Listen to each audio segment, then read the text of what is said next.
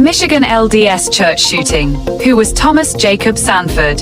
We open tonight with the heartbreaking story from Michigan, where a Sunday worship service turned into a scene of terror.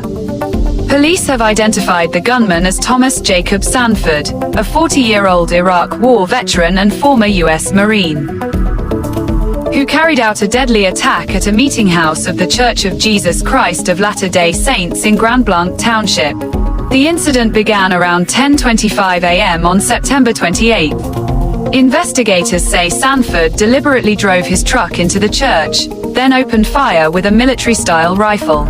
As parishioners rushed for cover, Sanford allegedly ignited a blaze inside the building, forcing dozens to flee through smoke and fire.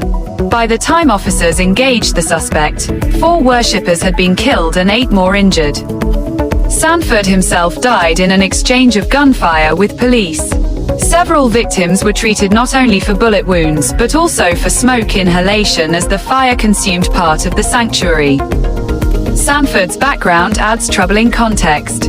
A graduate of Goodrich High School, he enlisted in the U.S. Marine Corps in 2004 and served until 2008. He specialized in repairing and recovering armored vehicles and deployed to Iraq during the height of the war. Friends once described him as disciplined and family-oriented.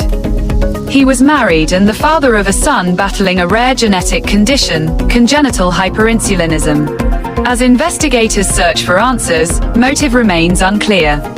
Some neighbors recall Sanford making bitter remarks about Mormon beliefs, at times labeling the faith Antichrist.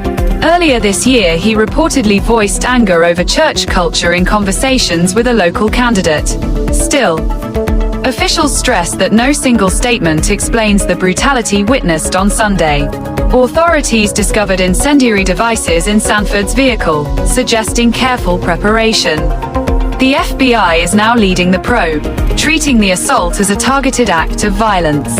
The timing has drawn further attention. The attack occurred one day after the passing of LDS global leader Russell M. Nelson, though any connection is unconfirmed. Tonight, Michigan mourns.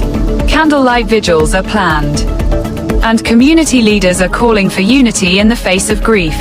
In the words of one local official, "We may never know why this happened, but we will heal together." This is a developing story, and we will bring you updates as more details emerge.